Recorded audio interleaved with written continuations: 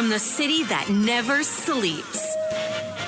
17 miles from Madison Square Garden, New York City. It's America at Night with Rich Valdez, America's favorite late-night talk program, featuring interesting guests from around the world and calls from across America. And now, here is your host, Rich Valdez. Hi there, good evening, and what's up, America? I am Rich Valdez, Valdez with an S, at Rich Valdez on all of the social media. Welcome to the program. If you want to join us tonight, it is Wednesday night. 833-482-5337, 833-4-Valdez is the phone number. And the impeachment inquiry into Joe El Baboso Biden continues. We'll discuss that a little bit with a member of Congress who's scheduled to join us. The CIA has lied to us about COVID and where it originated, obviously from a Wuhan lab. And Biden lied to us about his son's business dealings and taking money from Ukraine and China. And that's according to the Washington Post. The Washington Post. Matter of fact, David Ignatius from the Washington Post recently called for, I think it was earlier today or yesterday, he said that Biden should consider stepping aside. And I think that's very telling that the Washington Post is coming out so strong. And I don't mean even the Democrats think he's bad. No, I mean even the Democrats are using their mechanism, their tool, right? Their tool is the media, and they're using that to push Biden out. And I think that's very telling. But anyway, and I rarely even quote from that propagandistic rag, but I'm bringing them up because, hey, shoot, even Jake Tapper called him out on his son's dealings with Ukraine and China. And, of course, he denied that when he had that debate with President Trump back in 2020. Now, he also just approved a $6 billion bribe to the Iranians. What he's bribing them for, I don't know. I think it's really just appeasement.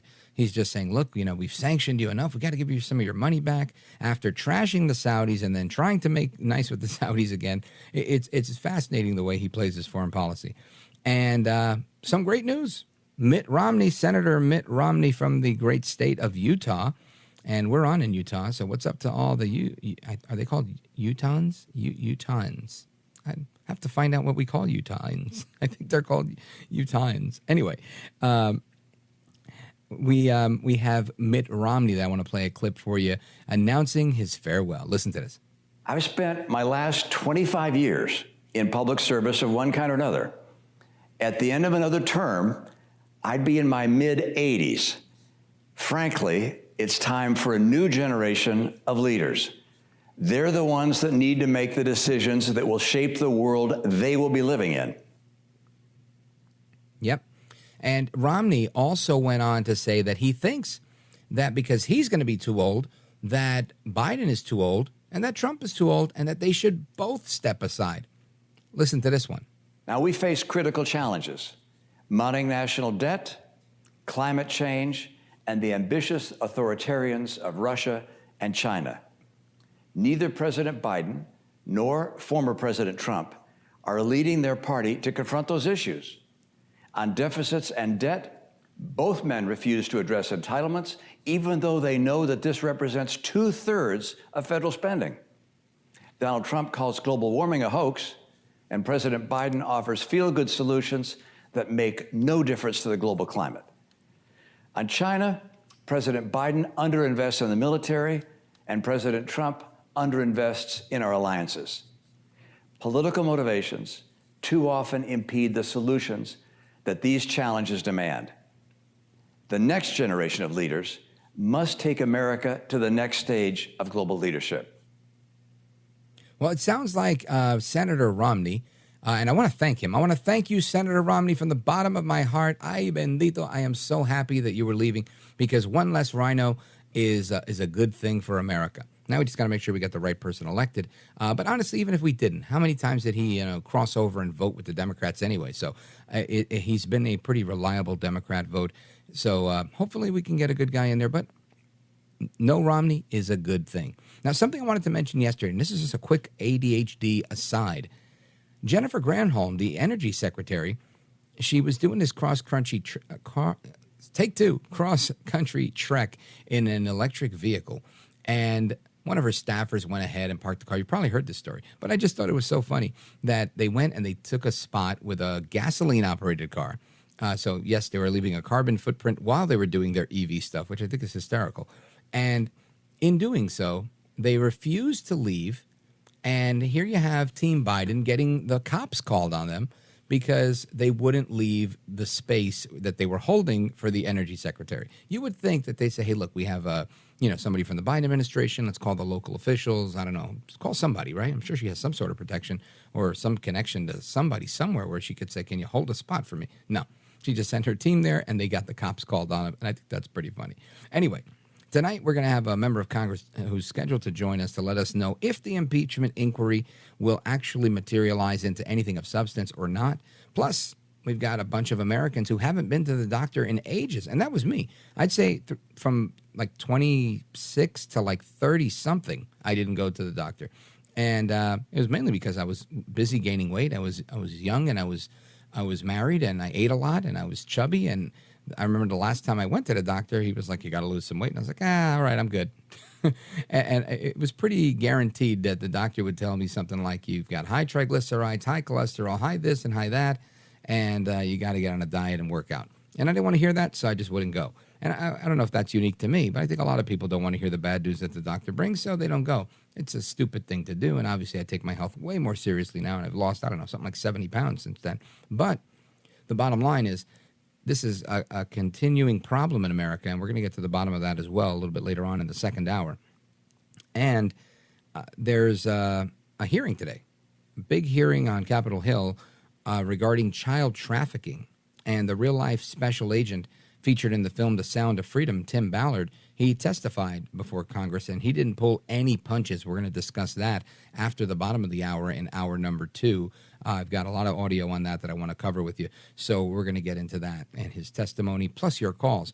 But first, I want you to hear what the media is saying about the impeachment. Again, it's almost as if the media is part of Karine Jean-Pierre's press shop at the White House. Now, you would think that, she has her own staffers, but it seems like she has staffers that are literally in the media. Listen to this montage. The president has been in politics for a long time, and I think, as he would say, he's seen a lot of malarkey along the way, but this might take the cake. This is all smoke and no fire. What a waste of time and money. I don't see any probable cause here. There's just no evidence. I have not seen any evidence. There's no evidence of any crime at all. No evidence so far that ties Joe Biden to any of this, at least nothing that they have brought forward and that we have seen. Have you seen said evidence? No, not a scintilla of evidence. There is not a shred of evidence that President Joe Biden has engaged in wrongdoing. No. All right, business listen, that's dealings enough. You've heard one, you've heard them all. That thing goes on for another 2 minutes. I got another clip that's 4 minutes of Democrats and the media all saying there's no evidence, there's no evidence. What's interesting is the media's job is supposed to be, right, where they say Republicans claim X, Y, and Z. Democrats are saying X, Y, and Z. They report, you decide, that type of thing. That doesn't seem to be happening. They just are in lockstep with the White House talking points. And this is why I think it's such a difficult thing to get around, because so many people are just hooked on news media. And listen, I watch the news media too, but I flip back and forth. I listen to CNN for giggles. I listen to NPR to get a laugh. I listen to everything to take it in, and then I formulate my own opinions. And then here I am. But we're going to get to the bottom of that straight ahead, because obviously there's no evidence, and we're going to see. Does this thing have any legs? Straight ahead. Don't move a muscle. This is America at Night with Rich Valdez. Call now, 833-4-VALDEZ. That's 833-482-5337. 833-4-VALDEZ. That's Valdez with an S.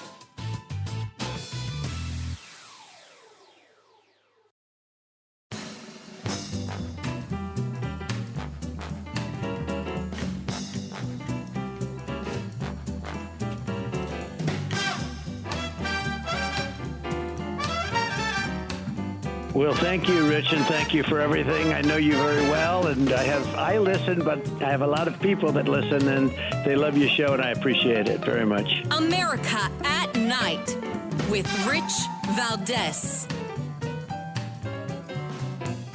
And for some of them, an inquiry is not even enough. They want to move full steam ahead with a full impeachment of President Biden. Well, and it's important to note, Caitlin, that, look, to Congressman Goldman's point, we don't know, there's no evidence so far that ties Joe Biden to any of this, at least nothing that they have brought forward and that we have seen. Now, they're suggesting that could change if they move ahead. Something else that could change if they move ahead is this could benefit President Biden. This could end up having ramifications for Republicans if voters who don't really want to see these kinds of inquiries all the time feel like this is going too far. And I think what you heard from the congressman just now, what he was talking about real work that has to get done, that's what you're going to hear Democrats talk about over and over and over again. Okay, so that's Maggie Haberman on MSNBC. She's from the New York Times saying that this may benefit Biden. And I have to say, that's a legitimate question on my behalf. Will an impeachment inquiry that may or may not materialize benefit Joe Biden? Does it have the Trump effect? I don't know if it does or doesn't. But to help us make sense of it is Georgia Congressman Rich McCormick. Welcome, sir. Hey, thanks. It's good to be on with you. You bet. So let's take it from right there. Maggie Haberman says that this might help Biden because it may cause some of his voters to feel like that this is retaliatory, that this is really coming from Trump. This is what's being echoed in the media. What say you? Well, first of all, anybody who's already on Biden's side isn't going to become more on his side. It doesn't give him an extra vote, so it doesn't help him in any general election sense. The question is always, how does it affect the moderates? How does it affect the independents? The independents is where the elections are won and lost. It used to be it was about 5% of the population. Mitt Romney famously got in trouble for referencing that when he talked about who he was trying to pay attention to in the elections. I think it's a bigger swath than it used to be because I think a lot of people have become kind of alienated by the rhetoric of both sides in many ways. They're looking for a positive message. They're looking for something Reagan-esque. They're looking for something that they can believe in that's the American dream. I'm talking about the independents. The people who are hardcore Democrats and hardcore Republicans, you're not going to sway them by an impeachment process because they're going to see it as entirely politically motivated. So let's talk about the people it's going to matter most to, and I think they're paying attention to what is the real story, and that's what this inquiry is going to be about. And the more meat that's found, the more smoking guns, the more they will care, and it will affect it in a very negative way. Now, if we don't find anything, of course, then it won't matter to them, and they'll think, well, they're just wasting my time. But we've already found a ton of stuff that I think is very compelling to make a process happen where he will be impeached, and I hope successfully. Now, Congressman, when you see this is what you're doing for a living, not me, right? I'm just asking the questions.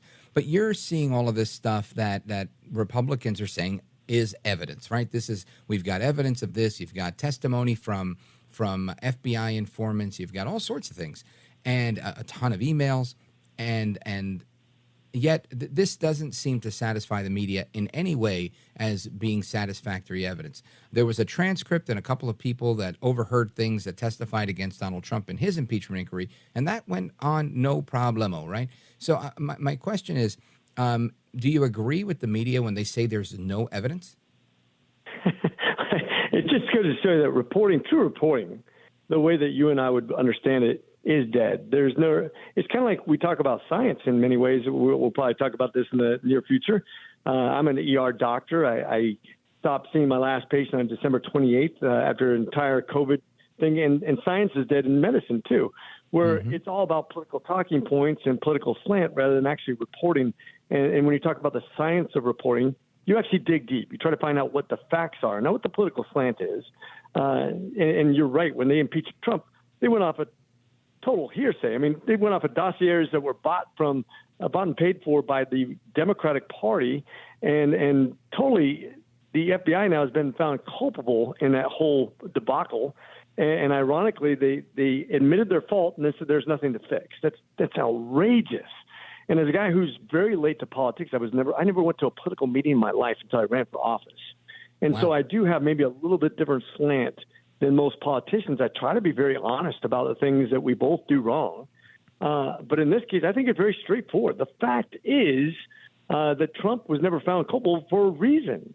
And even by the people that were his enemies could not come up with things, whereas we're finding hard evidence on Biden.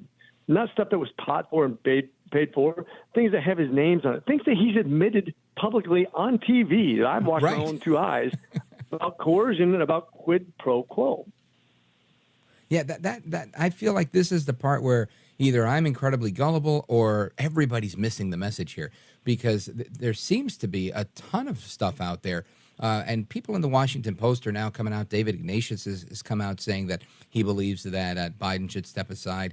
The Washington Post itself yesterday or last week put out an article saying that Hunter Biden made X amount of millions in 2018 and X amount of millions in 2017. And CNN's Jake Tapper went on to say that this directly contradicts what Joe Biden himself said on the debate stage in 2020 debating Donald Trump. And he said, the only guy making money for China is this guy, pointing at Donald Trump. And it's just striking to me that all of this is out there, and I'm thinking maybe I'm watching too much Fox News and Newsmax and not enough CNN or MSNBC, because I see what's going on, and I feel like the American people are being led astray, Congressman. Yeah, it's funny when I do my research, I always start with the opposition's view. I'm a meritocracy kind of driven guy as a military guy for 21 years. I'm a doctor. I got my MBA. I kind of try to look at both sides of things. When I talked about monetary policy, I literally read a book on modern monetary policy and Keynesian economics. I try to understand why the other person thinks the way they do, so I can actually have a decent conversation.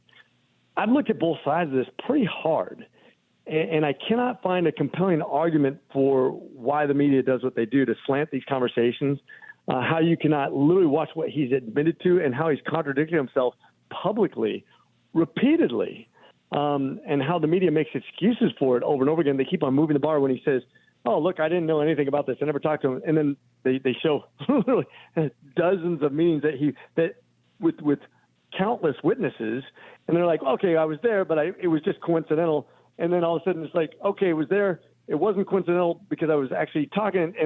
But there's no monetary gain. And then we're showing $20 million worth of gain in multiple accounts. Okay, there was military money gain, but not for me, but for my family. And so the bar keeps on getting moved over and over and over again, and they never have accountability for the false statements he's previously made already. And we're so deep in it now that we're talking about pseudonyms and emails. And by the way, Obama controls those. Now, this is going to be a really interesting point. Obama gets to decide whether you release his old vice president's stuff, and then how messy is that going to get to really dig deep into this and find out the truth, those emails. Fascinating. I can only imagine that he's not going to say, sure, I've got nothing to hide. Go right, make no mistake, right? And he's going to just let everybody look at his stuff. Folks, I want to remind everybody that we're on with Dr. Richard McCormick. He's a congressman from Georgia's 6th District, and he went from the front lines of the coronavirus as an emergency room doctor to the front lines of the war that we're having, the information war that we're having in Congress. And I want to get into a little bit of this whistleblower accusation of CIA officials that these 6 people were paid to change how they viewed the origins of the virus coming from a Wuhan lab. According to the whistleblower, they said, yep, this thing came from a Wuhan lab. And then they changed their tune after a little pressure from Dr. Anthony Fauci. So we're going to get to that with Congressman McCormick coming up straight ahead. Plus your calls, 833-482-5337 is the phone number, 833-4-VALDEZ. Don't move a muscle. We're just getting started. We're on with Congressman Rich McCormick, MD, MBA from Georgia's 6th District. Don't move a muscle.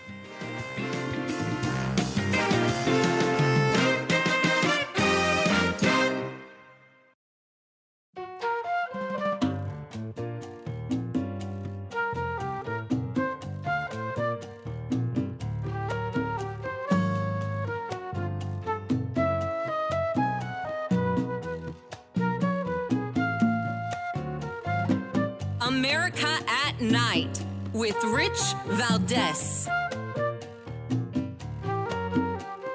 The group in Wuhan actually asked our Defense Department for money and said they wanted to take a coronavirus like COVID and put something in it to make it more infectious. It's called a furin cleavage site. It's not found in nature, and that's exactly what COVID turned out to be. So this is a mystery, but it's also a mystery with a cover-up. We've now found that American universities have given money to military research in China. And we are going to get to the bottom of this, but there's a massive cover-up going on, and the lead in all of the cover-up has been Fauci. We now have information that he's still working for government, even though he says he's retired. And it is my belief that he is worried about being indicted, and so he continues to work so he will get legal protection of the federal government. But this is wrong on every level of it, and we are going to get to the bottom of it. That is Senator Rand Paul back in March of this year. He's been banging the drum on this for quite a while through several hearings. And I want to get to the bottom of it with a member of Congress who's from the Select Subcommittee on the Coronavirus Pandemic, Dr. Rich McCormick. He's a congressman from Georgia's 6th district, and he's with us now. Dr. McCormick, what's going on with all of this? Well, first, let me state in Congress, there are not that many doctors. I think there's about 12 doctors and about 177 lawyers. I came into this with my eyes wide open. The only reason I'm the only freshman on this committee is because I'm the only person in Congress or the Senate that's ever treated a coronavirus case. Thousands of them. Matter of fact, like I said, my last ER shift was December 28th. I lived through this. I watched myself get censored over this. I've been punished for telling the truth. And wow. The only excuse they could say later was, the reason we punished you and censored you is because we didn't know if what you were saying was true. Then why don't you do that to yourself? I'm the expert, and you take these people who don't even see patients, and you tell me that I'm wrong, and it turns out I'm right. It drives me crazy. What happened with this gain of function study, China reached out, and they're being funded by us, and I think this is where the embarrassment starts, and this is where the lies start, is we told them, no, you can't do that, but I think they'd already started, because that's kind of how research works a lot of times. They started it, and then they said, we need more funding for this, and so they reached out, and we said, no, that's not a good idea. Gain of function is how you bad things happen, as we saw. And then shortly after that is when they had the breakout. And then we tried to backtrack and literally had all these scientists, the great majority of all scientists said, look, this is a Wuhan lab link. As a matter of fact, my stepson's a brilliant chemist at some of the highest training you could ever have. And he was like, no, it's definitely a lab link. We're talking about it from all different kinds of scientific theories. And I said, okay, well, I guess you can make a case because they have the wet lab, the wet markets there and stuff like that. But China has spent years now trying to capture thousands of animals and has never been able to replicate the viral load in any of these animals. And if it could cross over like avian flu or swine flu, which you've seen in the past where you have these rare species crossovers, it still exists in that species. It doesn't just go away. And they've never found it. So that's not even a viable theory anymore. So anybody who holds that still is either a moron or just is willfully ignorant or trying to mislead people.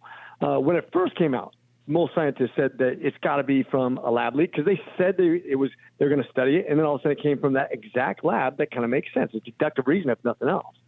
But what happened is, according to the CIA leak, is that 6 of these 7 scientists who all of a sudden changed their ideas from lab leak to some sort of a natural selection process were all basically promised bonuses and then flipped. Just like you saw Fauci give grants to a couple of other people that flipped within 72 hours of coming out and saying, no, this has got to be almost certainly a lab leak. Same thing. So there was bribery on a wide scale, corruption of the truth. And then when we had these committee hearings and people are like, well, why does it matter anymore?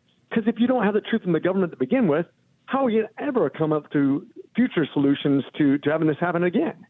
We can't even have an honest conversation right now. And to see CIA and the guy who's supposed to be leading the charge on infectious diseases literally lying to the public and misleading them, how are we ever supposed to trust the government again? This is pretty outrageous stuff. When I read about it on Monday and we discussed it a little bit last night, just very bizarre what's going on. And again, folks, we're on with Dr. Richard McCormick. He's a congressman representing Georgia's 6th district. He serves on the coronavirus committee in Congress. And Dr. McCormick, you said thousands of patients during COVID. You were on the front lines in the emergency room, and now you're on the front lines in Congress. And you're looking at this through your lens as a physician and as a lawmaker. But for the American people that are listening, this is a big deal, isn't it? It's huge. And ultimately, America just wants the truth. The ultimate minority in America is the individual. The Constitution was designed to empower people over government, to make sure that the government was servicing its people to give the most opportunity and responsibility. I mean, we were founded on the principle you could throw your family in the back of a wagon and go west, possibly starve, possibly freeze, possibly be killed, so you could have an opportunity that exists nowhere else. That's America. We just want to know what the truth is, so we can face it down and even take on great challenges and take great chances so we can succeed. The problem is when the government starts putting their hand on the balance and determine who gets to take chances and when, and if safety is more important, like with Fauci, where he says, I don't want anybody to mix with anybody. I don't want anybody to travel. Everybody's going to get a vaccination. Everybody has to close their businesses. Nobody can go to school. Then all of a sudden the government determines not only what's moral, what's medical, what's good for your business. You can invest your entire business, your entire lifetime into your business and lose it because the government decides you don't know what's best. And this is the problem with even the truth. They've hidden the truth from us, and it's absolutely concerning to us as a people, not just as a government. But once you don't trust the CDC and you start to even think of doctors as political beings rather than scientists and people with your best interests at hand, having a conversation of what's good for you as the individual, then how are we ever going to have an honest discussion in anything if we can't even have a scientific conversation, which is supposed to be about what's true and false? How are we ever supposed to have an honest conversation in the media or with government or anybody else? And with AI on the horizon, man, I'm really concerned. So, Doc, tell me about this, because this whistleblower testified to your committee, and this testimony's out there now. What's the next step? So we're going to have hearings on this. Ultimately, we're going to get Fauci, and unfortunately, like you kind of alluded to, he's slippery. He says, I don't recall. I mean, that's he'll say it 174 times in one hearing because that's his way out. And he likes to pretend like he doesn't remember anything. Nice thing is we're pinning down a lot of people who do remember, who can hold him accountable. Why does it matter? Once again, first of all, to hold those kind of people accountable, but also to get to the bottom of this, to get the government out of this sort of business where they pick winners and losers, where they hide the truth, where they don't allow us to self-determine. That's why this is so important. That's why this conversation, because we're going to have most likely another pandemic, whether it be a virus that affects your brain or your lungs or whatever, your vascular system, your neural system, or some horrible bacterial infection. We have to be ready for the next thing. And if we can't have an honest discussion, if government officials are bribing scientists to deceive us, we're in big trouble in being able to deal with this in the best way possible moving forward. So we're digging deep. We're going to be doing hearings tomorrow on why doctors were censored. We're going to continue to dig into what the vaccination process has evolved into and how I think it's much more of a business than it is an actual solution to any problems. How we're lying about the side effects of these vaccinations and medications, what they didn't allow us as doctors to do for the first time ever. We got to get to the truth, or else we can't have honest conversations in the future. Now, I know you got to go, but I want to ask you, what's your take on this vaccine pill that there's a lot of hype about? I haven't read the science behind it yet. I imagine it's you're going to be exposed to something that's going to build up your immunity because otherwise, what's the point of a vaccination? So I've never heard of an oral. Well, I guess I have heard of an oral vaccination. Anytime you expose yourself to an antigen or something your body's going to react to with a immunotherapy, basically your own body's antibodies building up against something that sees as an invading organism. It's the same thing as getting a shot. Some people will see it as less invasive because you're not getting a shot in your arm, and some people are very scared of needles. So maybe it's a good solution, but quite frankly, we don't need a vaccination for this right now. It's not a deadly disease, and I'm concerned that there's more side effects than benefits for this variant because this variant's not even as deadly as flu, as far as I'm concerned. Every year we have anywhere from 40 to 70,000 on a bad year. I think 2017, 70,000 people died of flu, and that's been around for 100 years. And so this small bump in COVID needs to be discussed with each person's individual healthcare provider, whether you're going to get vaccinated, what medications you might take. There's a lot of homeopathic remedies that really help on viral replication, against viral replication, and helping boost your immune system, whether it be magnesium or antihistamines or even steroids in the inflammatory process. It's a very scientific discussion to have with the patient on the difference between viral replication and inflammation. And I don't want to get into the weeds on you right now, but that's why you talk to a doctor instead of asking the government what to do, which they'll just give you a blanket statement that has no science behind it. Well, Doc, I tell you, I want to thank you for being with us because it's refreshing to hear that the good guys in Congress are out there swinging for what's right. With the censorship that we've seen of doctors like yourself and just regular Americans, and this cover up of the coronavirus origins, it can be somewhat deflating to hear. But I'm encouraged that you guys are out there doing the right thing. So thank you. Well, thank you. I tell you what, I always think of myself as a Marine first, and I love this blessed country. It's worth fighting for. It's worth giving my life for. It's worth even allowing our kids to take a chance at that too, because there's nothing like it that exists anywhere else in the world, and I'm blessed to be here. And I wish you nothing but the best in exposing the truth and doing real reporting. Thank you. Thank you, brother. You're a gentleman, a scholar, and a patriot, and I thank you for staying up late. I appreciate it. Semper Fi. Thank you. Yes, sir. Folks, there is more to come straight ahead. Don't move a muscle.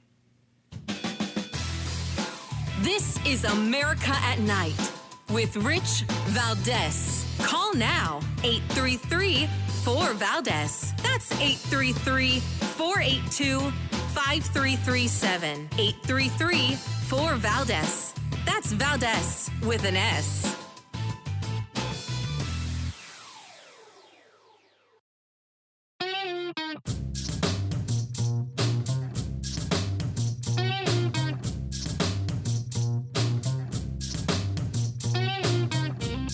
Call now, 833-4VALDEZ. That's 833-482-5337. 833-4VALDEZ. That's Valdez with an S.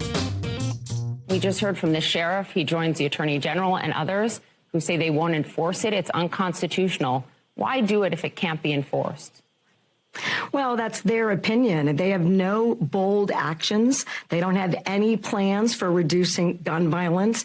Every single aspect in terms of preventing gun violence, funds, crime labs, more than $150 million for retention bonuses and recruitment of new police officers.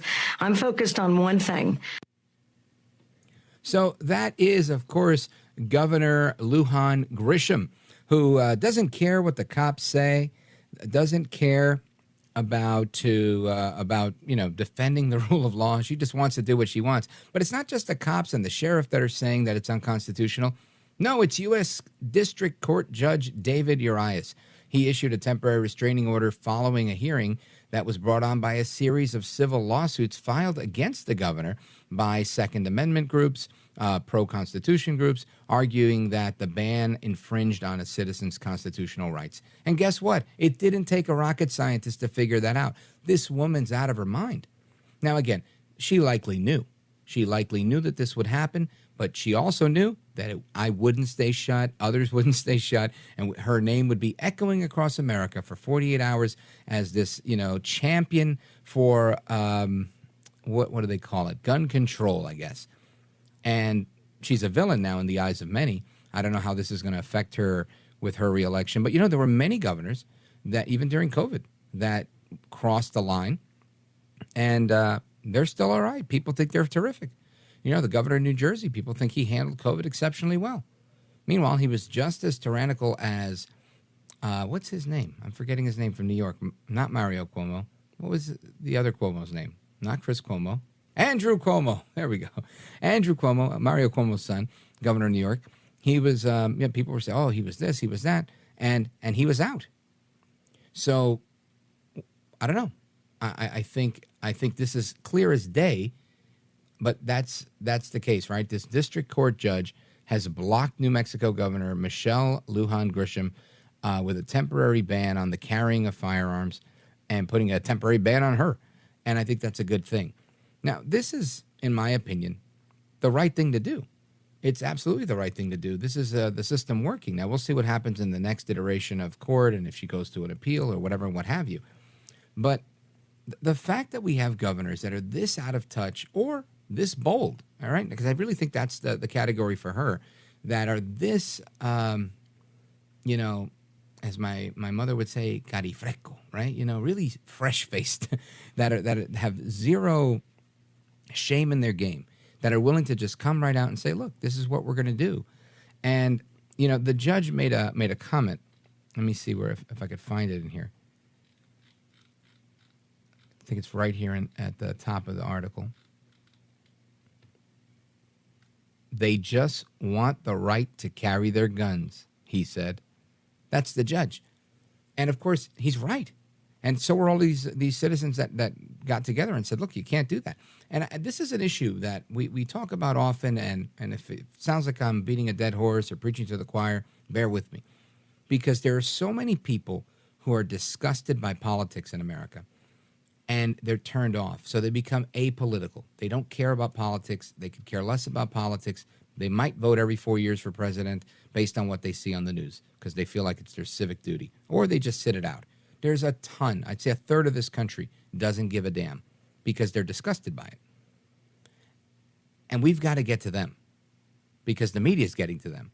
And when you have all of these school shootings, one after another, whatever your opinion on school shootings is, whether you think they're this or they're that or whatever, these are horrible. When children die, it's horrible.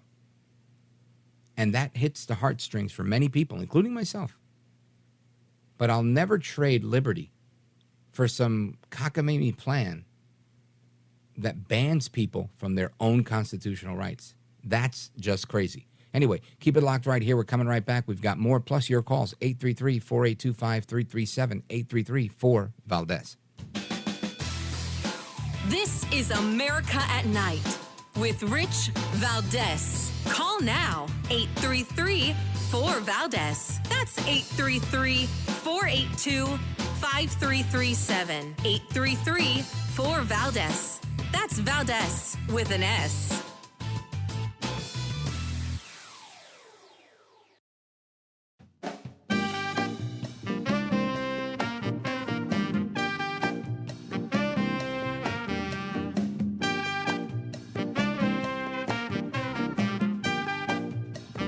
This is America. This is Night. This is Rich Valdez. So earlier I mentioned that, I don't like to go to the doctor. I don't know if many people do, but I put it off for years. I said, what, I'm young, I'm healthy. Matter of fact, I went through like most of my 20s. I think I did have health insurance, but for a good portion of it, I didn't. I opted out because I'd save money. And some employers used to actually give you a little incentive if you didn't take insurance. And I think, when you're young, that's a risky game. But I played that game for a while, and I just wasn't interested. And as you get older and you get into your 30s and then your 40s, then you realize, man, I got to go to the doctor. Things don't work the way they used to, and you've got to make sure that you're okay. And you start realizing and learning. You learn more. You realize, if you don't take care of high blood pressure, if you stay overweight or whatever the case is, that stuff can kill you. Like high blood pressure, they call that the silent killer. So the number one reason, at least, one of the articles I'm looking at, is for people not going to the doctor. Three main categories reasons, right? People avoid medical care because the one I mentioned, that's the number one that they mention here, fear of an unfavorable report. 2, a low perceived need for medical care. I went through that as well. And the third one is high costs even for those with health insurance coverage. And that can be true too, right? How often do you see your friend you haven't seen in a while and they go, oh my gosh, I got to pay for this thing. I got whatever. I got to pay the co-insurance and the copay. And then there's an out-of-pocket on this and blah, blah, blah. This is where we end up. So I want to get into a discussion on that about why people aren't going to the doctor, what we got to do to fix it. Is it really a health insurance thing? Is it a lack of access? Can people not walk into a clinic, a doctor, or a medical facility? We're going to find out more straight ahead with our guest. Plus your calls, 833-482-5337. 833-4-VALDEZ. Don't move a muscle. We're just getting started. I'm Rich Valdez.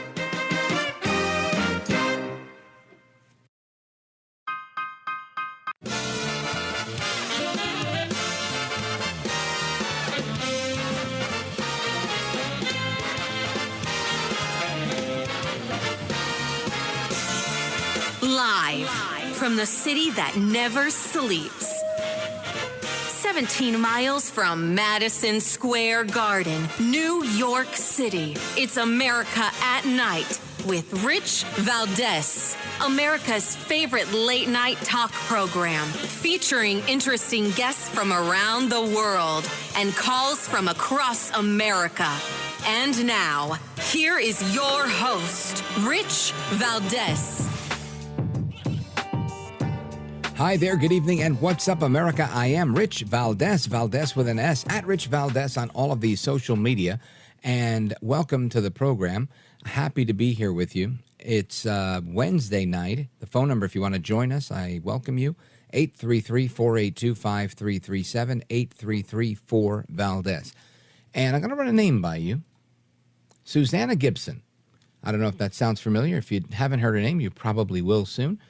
She is the candidate for legislative office in Virginia who was, well, she was, I guess, discovered for having videos of her and her husband performing sex acts online for cash. And she's blasting her opponents for engaging in what she calls the worst gutter politics. Now, I have to say, there are bad gutter politics out there, but is this really one of them when this is something that you did as a business?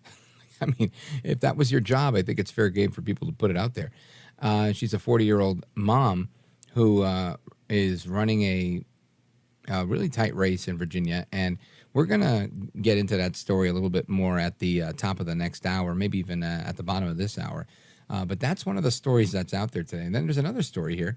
The White House sent out a memo urging news networks to increase their scrutiny of Republicans' impeachment inquiry into President Joe Biden. You know, so look at that. The White House saying, hey, look, I know they're accusing us of all these things. Listen, if you could just do us a favor and, scrutinize it, air quotes, try not to talk too much about that. That'd be great. Yeah, thanks. Yeah. So we'll get into that as well. And there's another one here. This is a really good one.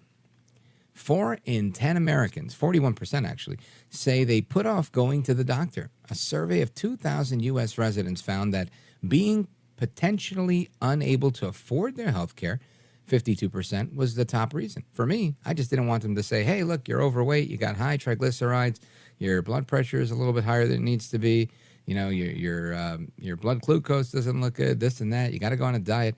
Nobody wants to hear that stuff. People would rather just eat another burger and live in bliss, right?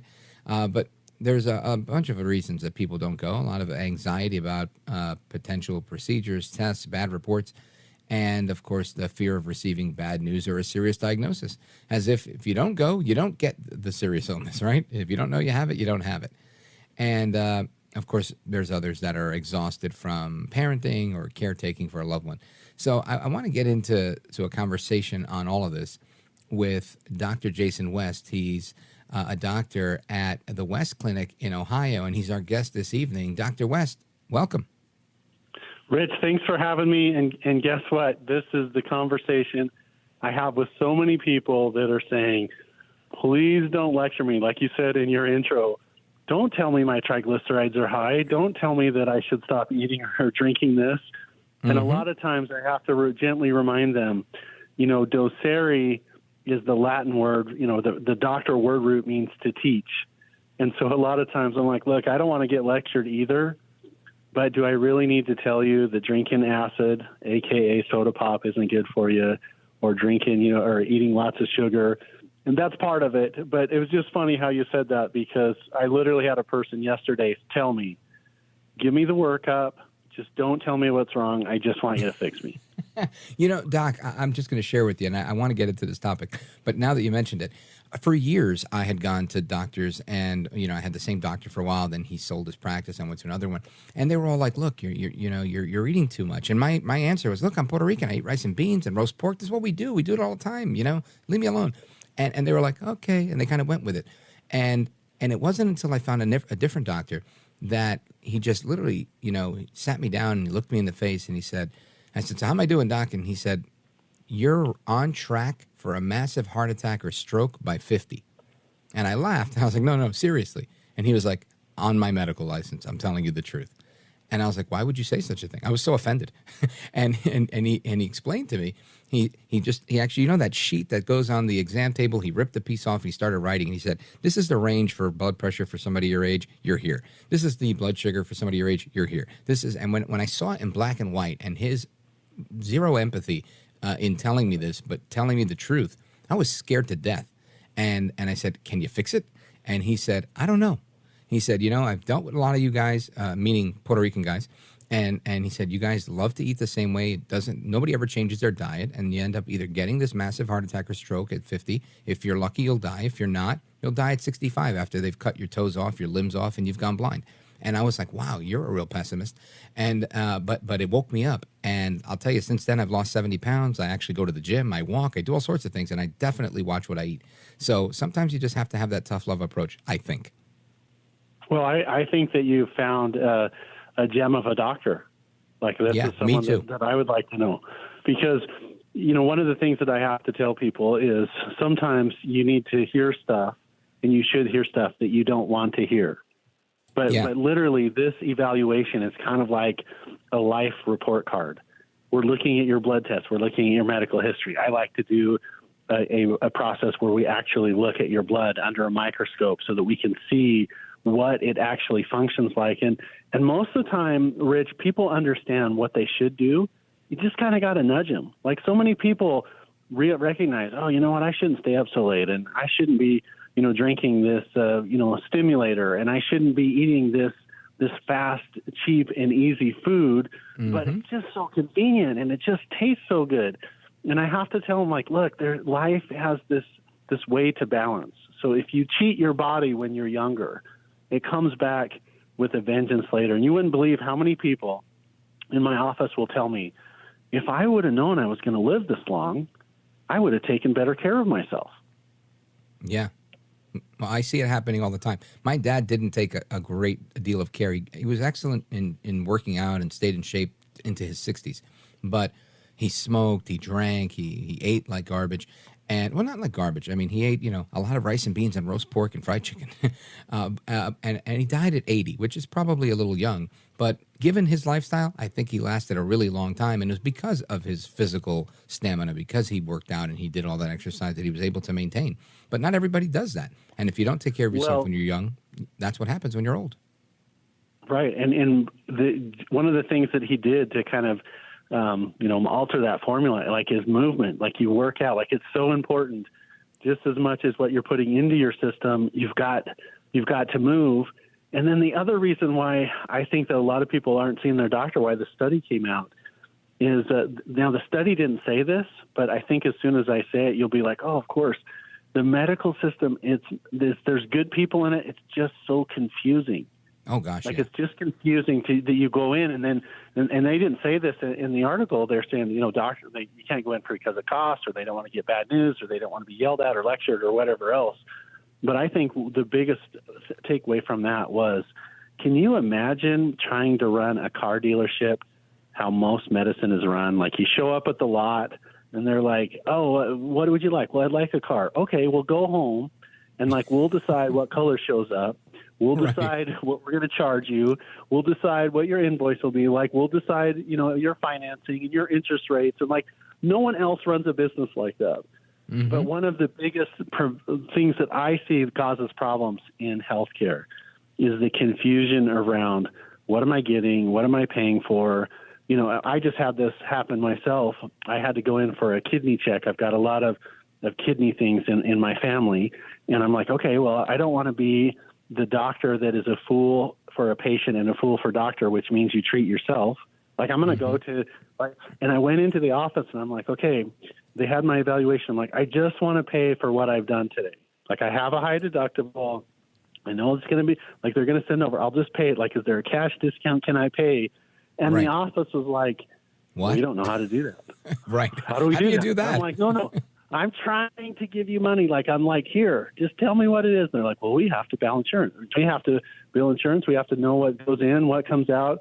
And I was sitting there thinking, this is what people feel like. No wonder there's frustration with this process.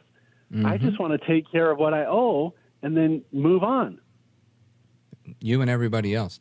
And it's an interesting point that you brought up. And we'll get to the survey, but I think this is such a big point that people are so used to just going to the doctor and either having insurance or not, and then avoiding it because of not, or whatever the case is, that they don't really think of how much is an MRI, and can I go to that guy and get it cheaper? And it seems like that level of the free market doesn't exist in healthcare.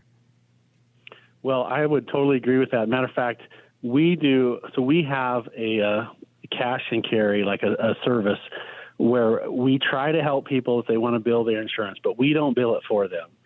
And one of the things that we've been able to negotiate, this is such a racket, is we were able to negotiate directly with the labs so that I can run a complete blood cell count and a metabolic panel and a thyroid test.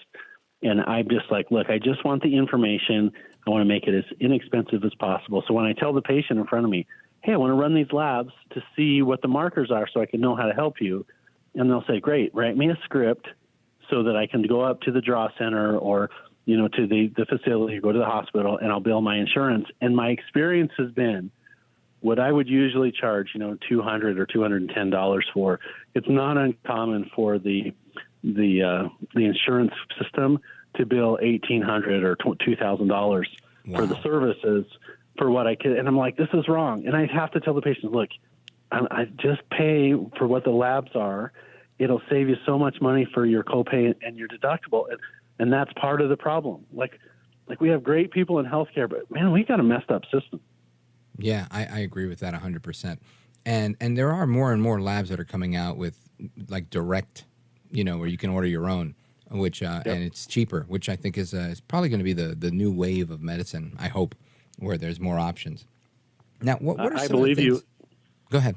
And the same thing happens with the MRI. There's places that you can go and pay cash for an MRI, and it's like a third of what you can get in the imaging center or the hospital system if you just pay at the time of service. Yeah, it seems like the real racket is the insurance companies. Well, you said it, and if you could see me, I would say that 80% of communication is nonverbal, and I'm nodding my head in an affirmative way. I believe that. But let's take a pause right here. Folks, we're on with Dr. Jason West. He's a physician at West Clinic in Idaho. He's actually the fourth generation owner of the clinic, comes from a family of doctors. And we're going to continue this discussion on the shocking number of Americans who haven't seen a doctor in 5 years. And some of your healthcare questions, if you want to give us a buzz, feel free. We've got Dr. West with us until the bottom of the hour. 866-505-4626 is our legacy line. Give us a call. This is America at Night with Rich Valdez. Call now, 833-4-VALDEZ. That's 833-482-5337. 833-4-VALDEZ. That's Valdez with an S.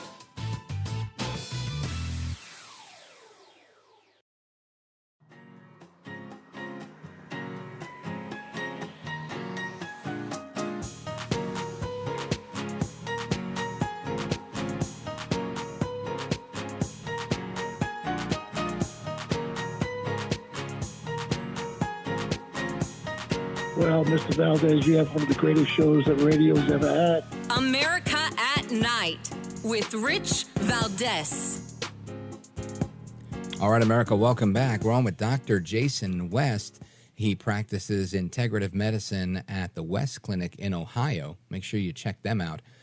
Their website, westcliniconline.com, if you're in the Ohio area. Now, Dr. West, if people love you because they've heard you on the radio and we're having this conversation with 5 million of my closest friends, and they decide they want to make you their new primary care physician, can they do like telemedicine with you? Do you offer that service? Yes, Rich, we do. And I know that you didn't mean to do this. It's Idaho. It's potato country, not Ohio. Oh, sorry. I get those confused. That's my ADHD dyslexia kicking in. Forgive me. So, but Rich, we do have a wonderful virtual telemedicine program where we help people across the street and across the country. And I was telling Tom as we were coming online, West Clinic Online is our main information site. But one of the things that we're really committed to do is we found that patients make really good clinical decisions when they have all their information in front of them. Like if they only get one viewpoint that it's just a surgery or the only way possible is to do this, prescription pathway. That's typically what they do. And so we put together just a pure information site called Best Medical Options. It's a free site. If you have a healthcare question, you can go there. You can fill in some information. Me and my team will look at it. And literally we give you some recommendations and suggestions. It's a really neat thing. We've been doing it for about 6 months. And so if anybody wants to know, hey, what's a different way to look at things, or maybe I need a second viewpoint, we offer that service at bestmedicaloptions.com. Fantastic resource. Now, integrative medicine differs from internal medicine in that it incorporates other practices like holistic stuff. Is that right, or am I wrong? No, you are exactly right. And at our office, we have a provider oath, and what the oath means is, look, we don't care who gets the credit as long as the patient gets better. So we have a blended approach where we have a medical, director, a medical standpoint. We have an acupuncturist. We have a mind-body healer. We have a chiropractor. We have a nutritionist. And literally, we take these chronic, complex healthcare plans, and we look at it. We say, okay, how can we help this person from all of those different viewpoints? And our goal is to get people's energy back, get their body balanced by using the least amount of prescriptions, the least amount of supplements, the least amount of essential fatty acids and services as possible, yet to change their physiology. What's the benefit to all of that? Is it like less mileage on your body, easier on the liver, or just more, more cost effective? Well, I think it's all the above. We practice that an ounce of prevention is better than a pound of cure. We want to try and get ahead of diseases when possible, but even serious conditions where, you have some autoimmune disorders, or you have, your kidneys that are starting to go in the wrong direction, or your heart's getting tired and enlarging. When we look at a comprehensive multidiscipline approach, and a lot of times what we can do is we can give your body, building blocks. We can give the right minerals, the right neurotransmitter precursors. One of our favorite things to do is to do something called NHP therapy, which stands for natural hormone precursors. So we're trying to get building blocks in your system so that you make your own hormones. You make your own adrenal hormones, your own thyroid hormones, your own liver hormones, so that you can become a self-sufficient system. And I get excited about it because I feel like I have the best job on the planet, because I get to go to work and I get to help people every day. That's fantastic. Now, this we have about a minute to go, but this NHP therapy, is that something you do with prescription drugs or supplements? How do you deliver that? Well, it's kind of in the middle. It's actually a provider-only natural supplement where we're bringing in these extracts of like liver tissue, and we're importing peptides from Europe. But it's a really amazing way to help people to get their organs, and especially their hormone pathways, which are chemical messengers that allow their bodies to talk to each other. We can get it working right, and it's life-changing. Fantastic. Give everybody the website one more time so that they're familiar with it. It's www.bestmedicaloptions.com. Folks, that's Dr. Jason West, physician at West Clinic in Idaho, and it's westcliniconline.com. Dr. West, I want to thank you for being here. I'm going to look forward to speaking with you again in the future. Thank you, Rich. Bye-bye.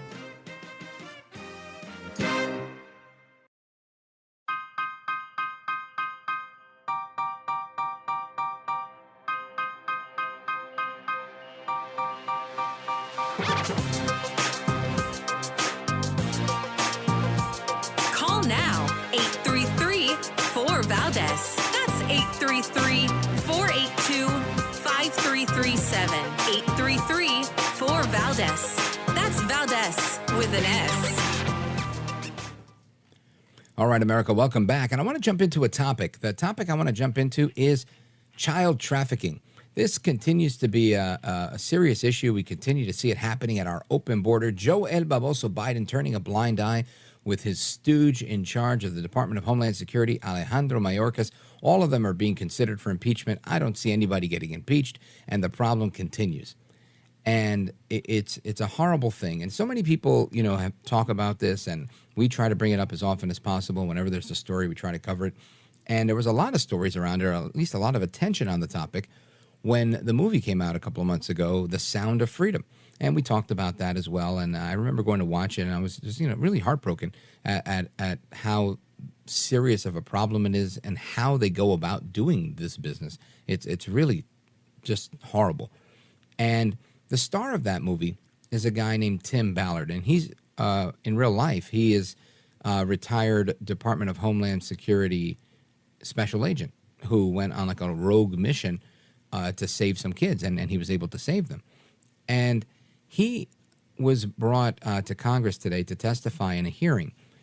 And this is again, a topic that's very important, I think, for all of us to cover. So I wanted to kind of go through the questions and the responses that were part of the hearing today in detail, because this is something we have to pay attention to.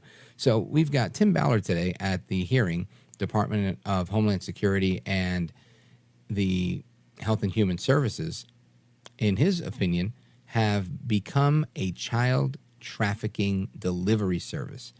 And I've made comments similar to this, saying that Joe Biden's overseeing the largest human smuggling operation in the world and in American history. And it seems that it's only getting worse. Listen to this. Tragically, as a result of this administration's current policies, DHS and HHS have unwittingly become a child trafficking delivery service. This must stop. We must begin with finding the 85,000 missing unaccompanied children, which this administration claims is not their problem anymore. Congressman Smith's Secure Act will help find them by holding HHS, DHS, and the FBI responsible for reporting on the status of the unaccounted for children. The Secure Act will require these agencies to work together to locate them, assess their exposure to being trafficked, exploited, or abused, and to vet adults in their new homes for criminal activity. So we talked about this a few months back, several times when this story broke, and even last year when the information became available, when the woman testified in Congress, I'm forgetting her name right now, about these 85,000 missing children. They don't have an accounting of these children. And again, no matter how you want to slice that, this is bad, right? So if you're saying, look, we didn't lose the kids, we just don't have the paperwork on them, and whatever it is, it's an administrative oversight, but I guarantee you we have the kids. All right, you could say that. I don't believe that. I think you have 85,000 missing children. That's a huge number. And you've got other people that are going to slice that differently and say, you know what? No. You intentionally looked the other way, turned a blind eye so that you could lose 85,000 children. That's why you have an open border where people are just coming straight across, because you have a deal. You made a deal with the devil in order to allow human trafficking to happen. Now, Mr. Ballard modified, right, his comment by saying HHS and DHS have unwittingly become a child trafficking delivery service. I would say unwittingly is incredibly nice of him to say. I don't know that it's unwittingly. I think they know exactly what's going on, and this is part of the problem, right? Call me a conspiracy theorist. Let me get my tinfoil hat out. I don't think you'll just lose 85,000 human beings that are minors. I don't think it happens. I think it only happens when people want it to happen. When people are put into homes, when people are put into these facilities where they're being held because they're not here with a parent. And why on earth were they sent without a parent in the first place? Right? And this is, I'm just thinking as a parent. And again, I don't know if you're a parent, and maybe you differ from my opinion. But if I were in government, you know, you start seeing groups of kids come across the border with nobody. Or like I've seen one video, they threw a 4-year-old over the fence. He hit the floor like a sack of potatoes. He was hurt, but he didn't break anything. I guess you got to take that kid and get him medical care and do what you can. But when you see that happening at that large number, if you don't call in the cavalry, get your president on the phone with the president of Mexico and have a very harsh discussion about how I would use my pressure, the pressure that I have, the political leverage that I can muster as president, right? I would literally call these guys and tell them, what Trump did, right? I think Trump had it right. He slowed things down at the border when he told them, look, we will consider you a narco-terrorist state if you don't slow things down. And they did, because they knew if they get labeled as a narco-terrorist state, he would use the United States military to fight this problem. And they didn't want that. Nobody wants to go to war with the U.S., right? Nobody really wants that. And this is the approach that Joe Biden needs to take, to say, look, enough is enough. There's enough children for me to sniff right here in the U.S. We don't need any more. And I mean, I'm making light of it because I'm making fun of Joe Biden. But it's not a light situation. And this, to me, is where one of Biden's biggest failures, the border and this issue in particular. He needs to do better. America deserves better. These children deserve better. Anyway, we're going to continue with this, and your calls, if we can get to those, we will. The number 833-482-5337, 833-4-VALDEZ. This is America at Night with Rich Valdez. Call now, 833-4-VALDEZ. That's 833-482-5337, 833-4-VALDEZ. That's Valdez with an S.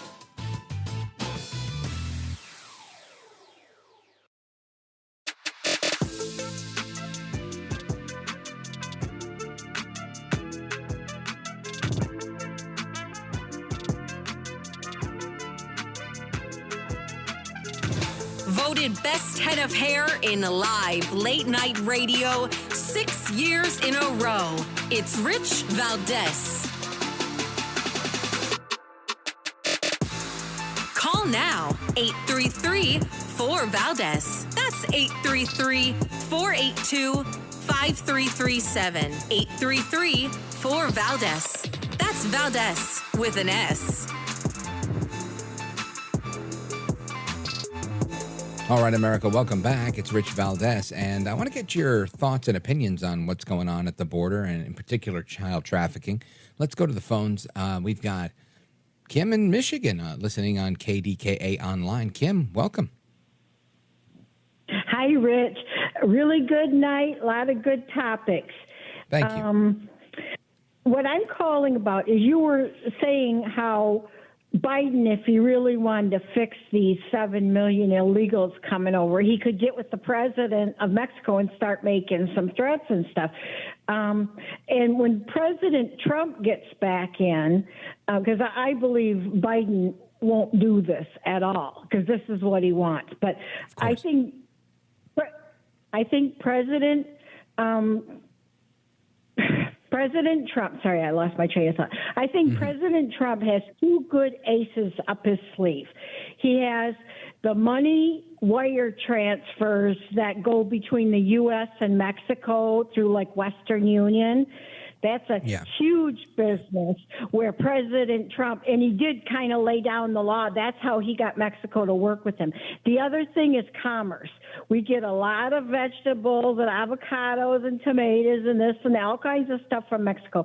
He could shut down the border to commerce. And when President, like I say, it'll take President Trump to get back in and lay down the law. This could stop in one day with President Trump in office. And can I say something about Romney? Oh, sure. Do you want to congratulate him on his retirement? Yeah, I want to say to Romney, I think he was one of the ones that voted to impeach President Trump twice. And I wanted to tell him, don't let the door hit you in the bum on the way out, because nobody's going to miss you at all. Kim, well said. Well said. Now, let me ask you, what do you think about this situation with 85,000 missing kids and the ongoing saga of children being trafficked into the United States?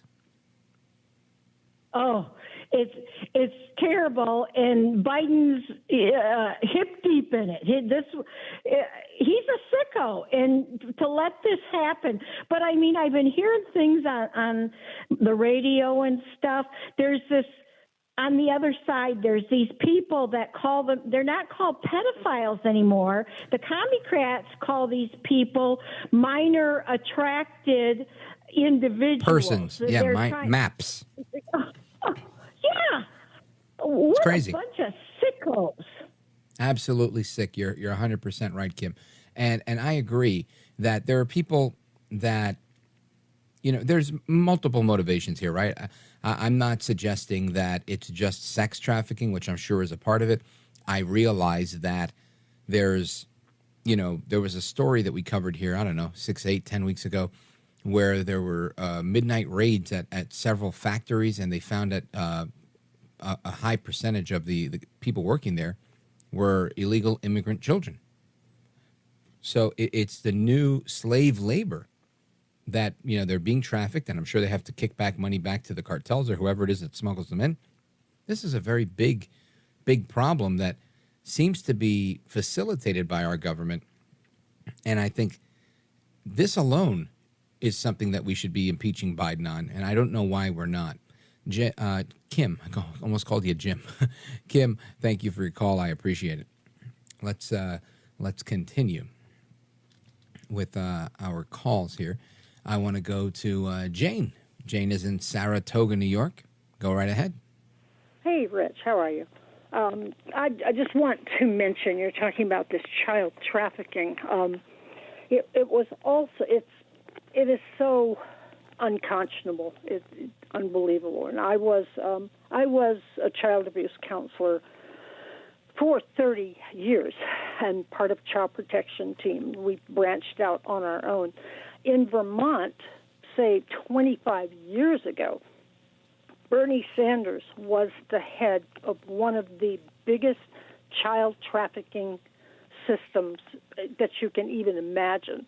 They had many How so? Was this a government program that he was a part of? No, it was in New Hampshire and in Vermont. They had many, many Oriental restaurants that they started opening. And these restaurants were hiring only single women with children who did not have a father. And these children started being trafficked out. It was terrible. It was horrendous. And Bernie Sanders was one of the biggest supporters. And now he is up in Burlington, and he's trying to influence many young college students up in Burlington. And he is evil through and through, Bernie Sanders. I think he and Joe Biden are probably buddies in another life, probably brothers. And there were many Vietnamese people also who... I just want to understand this the right way, Kim, Jane. This was like an organization that was bringing people in and they were doing the wrong thing, or how was he involved, or what type of support was he offering? Wanted to come to the United States, or people who wanted to not have to be on welfare. He was supporting the restaurant owners, and he was supporting Planned Parenthood, and really encouraging partial birth abortions in a really big way. And in many cases, there were Vietnamese families who were coming in and working in the area shops and in the Oriental restaurants. And there was a really huge amount, and they hired only single women with small children or children who were of the age to be used. And it was a horrendous thing, and I would not be surprised to see that he is still involved in that. He is a corrupt person. He really is. And just to know how these little children are used, I won't even say what I wish. I hope that I live to see God punish these people. I really do. Well said. And I don't know much about this whole thing with Bernie Sanders and this Asian connection, but definitely something for us to dig into. I'm going to let our producers know so we could take a look at it. Jane, thanks for the call from WGDJ, Saratoga, New York. And we're going to continue with the audio from Tim Ballard at today's hearing on child trafficking at the U.S. southern border. Straight ahead. This is America at Night with Rich Valdez. Call now, 833-4-VALDEZ. That's 833-482-5337. 833-4-VALDEZ. That's Valdez with an S.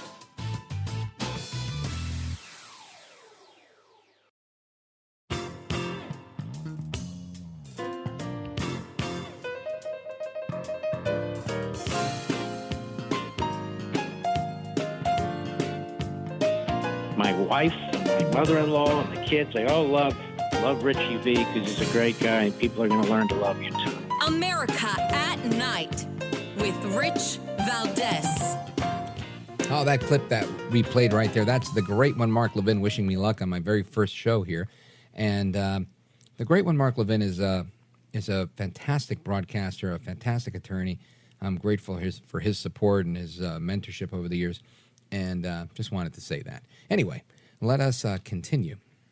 And yes, I hope that you take heed to his admonition there and that you learn to love me as well. Let's continue with Tim Ballard. Tim Ballard, again, he's the subject of the film The Sound of Freedom. The actor portrays him, Jim Caviezel, the guy who played Jesus. But this is the real-life Tim Ballard, former Department of Homeland Security special agent. And at a hearing today on child trafficking, he says that Mayorkas is facilitating the trafficking of people and children. Listen to this. Are the catch and release policies of Secretary Mayorkas facilitating the trafficking of people and children? Absolutely. What's happening is these children are being brought in. Let me, if I could. Sure. So the answer to that question is yes. Yes. Yeah. Okay. So worded another way, there are cases of human trafficking and sex trafficking of minors that are occurring that would not be occurring if these policies were not in place? That's correct. We've made it clear, in fact, the Attorney General Garland, appointed by President Biden, admitted in the U.S. Senate that the cartels are using the catch and release policy strategically to overwhelm the Border Patrol agents and bypass them with drugs and trafficked humans. Do you believe Secretary Mayorkas knows there are human trafficking cases happening because of his policies? I do believe he knows that. So you believe he knows that what Attorney General Garland admitted to the Senate, he knows that's happening? I don't know how he couldn't know. Now, of course, yeah, how would you not know that? What, are you blind? Do you not have a TV? You don't have a radio? You don't know what's going on? You don't have the internet where you could read an article? I mean, it's all over the place. You just got to watch a little bit of the news or go on your social media and see these crazy videos of 1,002 different independent reporters that are going down there. I mean, I think everybody but me has done some sort of special from the border. You had Congress go on the road, right? Jim Jordan did a hearing down there and called this show live at the end of that hearing to give us an update on what was going on at the border. Everybody's been down to this border but me. Maybe I need to go down the border and take the show on the road. Got to call our friends in Texas to see if we could set up an arrangement there to do the show from there, and maybe I could go down there and see what's going on and give you my assessment of it. But I've seen the videos. I've heard the reports. How could Mayorkas not know what's going on? How could things be that out of control? You're literally the Secretary of Homeland Security and the President of the United States. If you don't have the power to fix it, who does? Anyway, I want you to listen to what Tim Ballard says, that the solution starts with the government actually doing something to enforce the law. Listen to this. Can you assess from your perspective exactly what Congress should do to help our agents at the southern border? First, we need to go find those 85,000 children, and we need to start enforcing the laws that Congress put upon the executive branch, which is to enforce the border. That's the most compassionate, and it's the only compassionate policy for children. All right, so that's Tim Ballard. We're going to continue. We got a couple more clips of audio of his. We're going to continue this conversation, plus Open Phone America. Don't miss it. It's coming up now.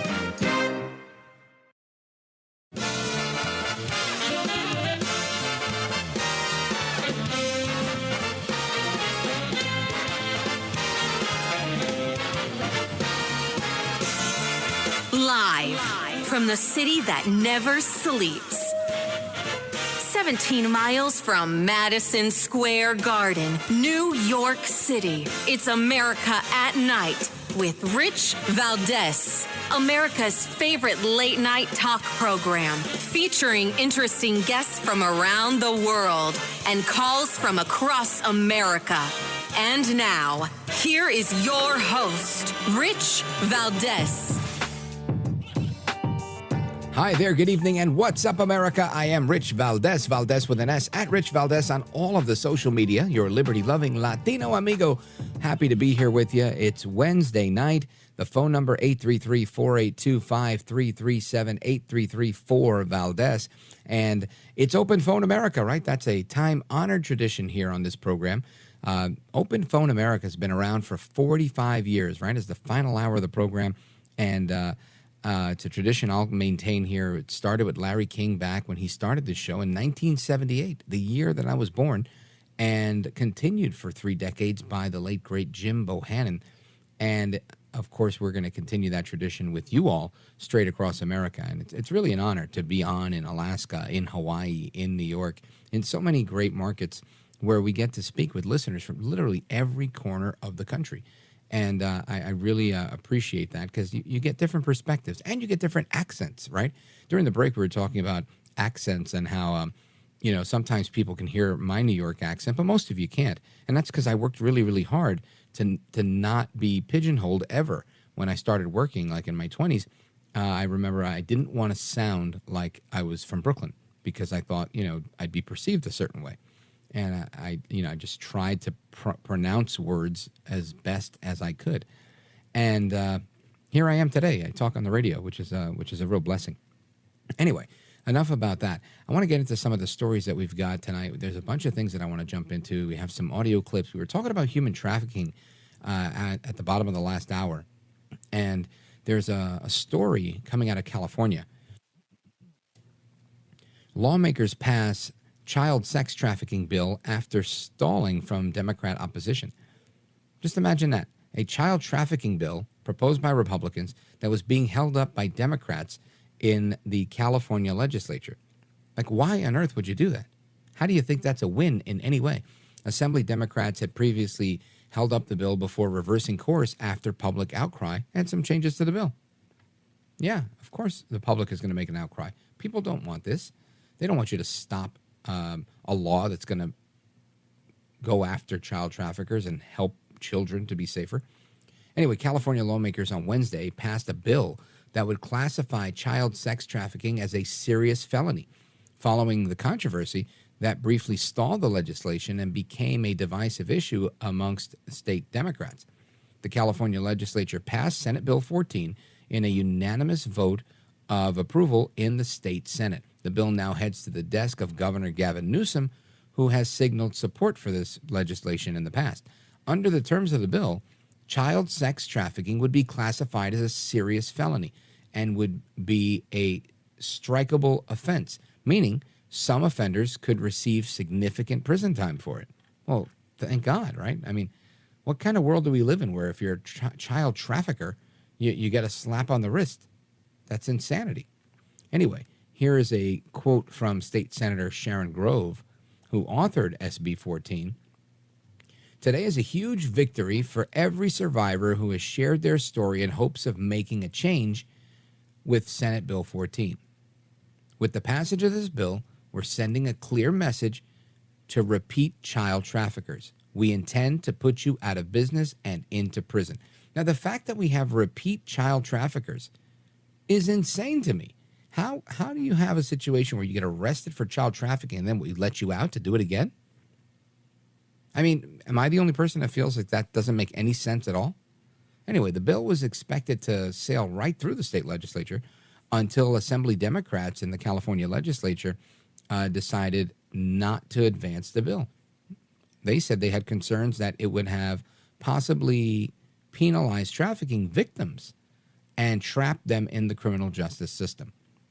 This issue led to public outrage and death threats against some of the committee members. Of course. I mean, it only makes sense. If you're going to not protect kids, somebody is going to have the gall to say, you know what, die. I don't condone it, but I could totally see it happening. And, of course, this rift prompted Governor Newsom to publicly weigh in on the matter. So the bill that was passed earlier today on Wednesday, with a few minor amendments such as exempting human trafficking victims as not being criminalized. The bill was, proposed by state Republicans in a legislature that was dominated by Democrats, and that's a good thing. So there's still some hope in legislating coming out of California. Now, I don't know about you, but I think this is some pretty crazy stuff. Now, yesterday there was a story that I did not get into with respect to this prisoner, right, who escaped from prison and then he holed up in somebody's garage and stole a rifle and then was on the run. And then he got caught by aerial unit that caught his heat signature and then put the dogs on him, and they got the guy.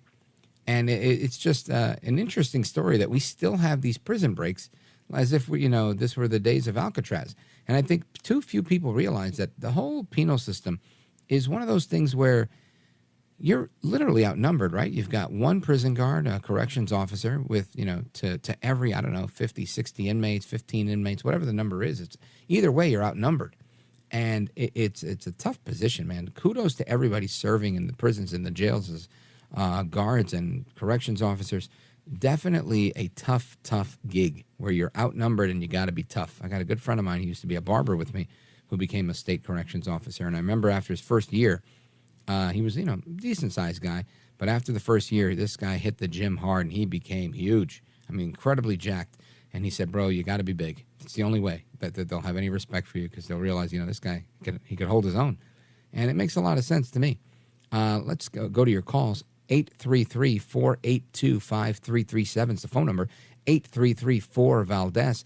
Let's go to North Carolina, WTKF, and check in with Matt. What's up, Matt? You're on with Rich Valdez. Go right ahead. Hello, Rich. That subject you just said, how you doing tonight, first of all? Good, brother. I'm doing good. How about you? Okay. About that, a lot of people don't realize, your 5 million listeners will realize, that guy, the escaped prisoner, murdered a woman in Brazil, allegedly. I have to say that because he was on a run for it, so we know he did it. And then I heard he stabbed his girlfriend 38 times in Pennsylvania. And the third point I want to make is, well, two more points quickly, if you will. Sure, go right ahead. It's too bad that the homeowner wasn't better with his pistol. He needs to go to get some, some practice. So that way we wouldn't be giving him free room and board the rest of his life as an illegal alien and 3 squares a day. I tell you what, I hope those prisoners don't think too much of him. Sounds like a real sweetheart of a guy, right? A real gem. Unbelievable, 20 Matt. pounds, 5 feet tall. I tell you, and people think that we don't have a problem in America, right? They want to say, no, you're cherry-picking the issues. How could I not cherry-pick the issues? That's a horrible story. I mean, it ends well with them catching the bad guy. But wow, right? Unbelievable that even happened. Matt, thanks for the call, brother. I appreciate it. Good to hear from you. Folks, again, the phone number 833-482-5337. I'm coming back to your calls.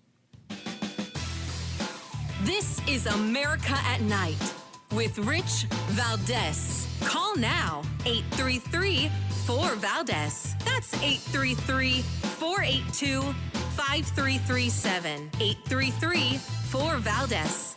That's Valdez with an S.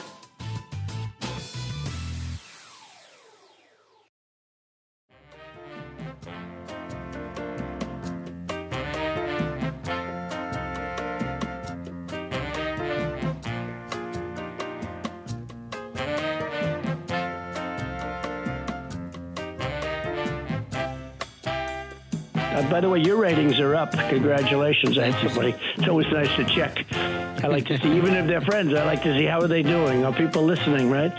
That's but right. You're doing great. America at Night with Rich Valdez. Call now, 833-4-VALDEZ. That's 833-482-5337. 833-4-VALDEZ. That's Valdez with an S. All right, America, welcome back. And earlier I mentioned Susanna Gibson. Does that ring a bell? Well, I'm going to get to her in a moment. But first, I want to talk about the Sisters of Perpetual Indulgence. Now, you might remember I discussed them, I don't know, a few months back. Let me see if I have the date here just for my own reference. Let's see. It was June 19th. On June 19th, I remember I played a clip of audio of one of the sisters, Sister Unity, from Sisters of Perpetual Indulgence, and she was doing an interview with Natalie Carey of Red Liberty Media. And I saw this on Instagram. By the way, follow me on Instagram if you can. I always post interesting stories there. And the conversation was just so remarkable. It was a very long conversation. We have a short clip of it, about 30 seconds or so. And I want you to just listen to it to revisit it.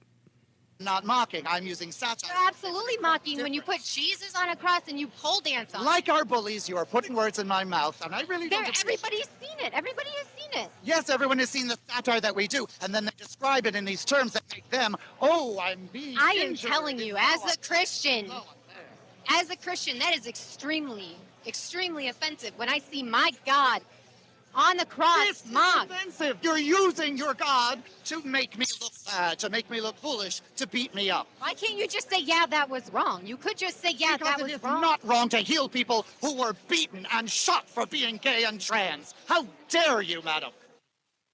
How dare you, madam? He sounds like he stole a page out of the playbook of Greta Thunberg. How dare you? Now, it's fascinating.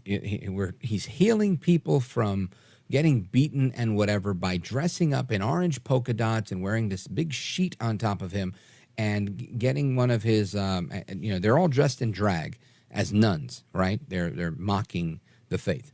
But on top of that, they get a guy that's in a loincloth and he has a beard on and he's pole dancing on a crucifix. This is how they heal people that have been beaten in the name of homosexuality, transsexuality, in their opinion, right? Because they're the good guys here. Now, flash forward to today. Headline, New York Post. Sisters of Perpetual Indulgence drag group member caught masturbating at popular California park. That's according to a police report. A member of the controversial Sisters of Perpetual Indulgence drag group was arrested last month after police said he blatantly masturbated for an hour in broad daylight at a popular California park. Clinton Monroe Ellis Gilmore, 53 years old, allegedly made no attempts to hide the perverted act around 6:45 p.m. on August 12th. He was at Table Bluff County Park in Lolita, a coastal community 15 miles south of Eureka, California. According to numerous witnesses, Ellis Gilmore had been at that location for approximately 1 hour, sitting in his truck with the door open, masturbating. That's according to Humboldt County Sheriff's Office. There was still an hour of sunlight left when he was cuffed at the beachside park. So imagine that. It's daytime. Maybe somebody's going for a little surf, maybe taking their kids, for an afternoon swim. And there's the good old drag queen nun, Sister of Perpetual Indulgence, pleasuring himself in his car with the door open. So inviting someone to join, whatever type of deal he's got going on there. Ellis Gilmore was arrested and charged with indecent exposure, a misdemeanor that can get him up to 6 months of prison time, a $1,000 fine, and a requirement to register as a sex offender. Oh, you got to see this guy. Wow, he looks like a walking corpse. The drag queen, who goes by Queen Beth C. Kim. Queen Beth C. Kim. I don't know what that means, but that's the name he goes by. Appeared shirtless in his mugshot and flashed a stifled smirk. His Facebook page is littered with images of himself dressed as a nun and participating in events run by the Sisters of Perpetual Indulgence, the trans queer group that was invited and uninvited and then re-invited to the Los Angeles Dodgers Pride Night celebration back in June. Thousands of demonstrators descended on the stadium, if you remember when that happened, to protest the pregame ceremony in which the baseball team honored the local chapter of Sisters of Perpetual Indulgence, whose members dress up in drag in traditional Catholic nun habits with the Dodgers Community Hero Award due to their life-saving work, air quotes. Now, critics have blasted the group as blatantly perverted, sexual, disgusting, and an anti-Catholic hate group. It's not clear whether Mr. Ellis Gilmore is still an active member of the Sisters, but pictures indicate he was once associated with its Eureka chapter. There you go. There's another picture of him dressed as some sort of Girl Scout here. Again, this is a grown man in his 50s, a bald one at that. So he's got lots of wigs. One witness to the alleged act said that the drag queen parked 2 spots away from his trailer and had his left leg out of the open door and the right leg up on the dashboard with no pants on, which gave him a full view of what he says Mr. Gilmore was, quote, playing with himself. Well, I can't even read this one on the radio. It's obvious you can't help but see this guy. He's not even hiding it. There's a quote from another witness. Ellis Gilmore allegedly gradually shed his clothes during his hour-long ordeal in his car until he was completely naked, despite multiple cars passing by through the parking lot, many of whom sought a view of the beach. Unbelievable. Now, I don't know.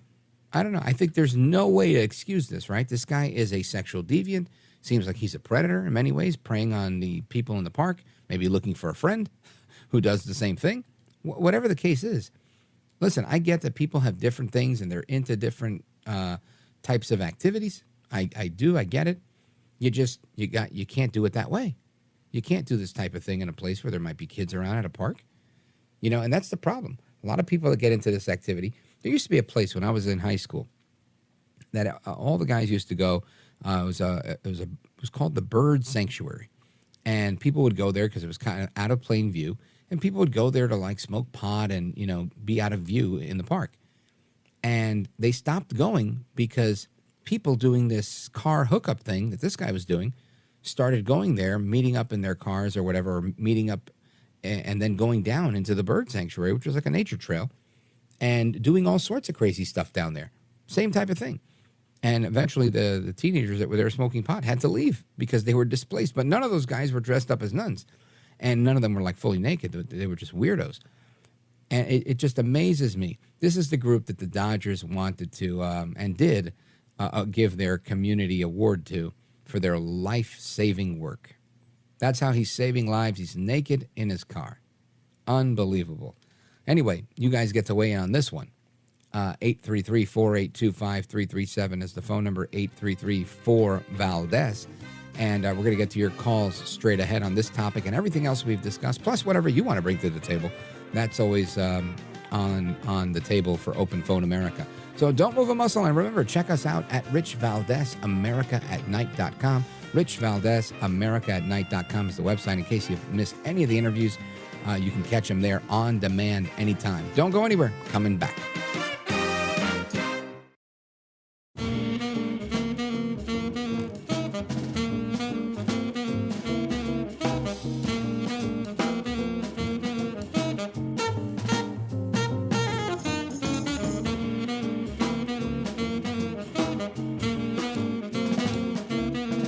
Rich Valdez, who again will do a fine job, and I know you'll enjoy listening to him. This is America at Night with Rich Valdez. Call now, 833-4-VALDEZ. That's 833-482-5337. 833-4-VALDEZ. That's Valdez with an S.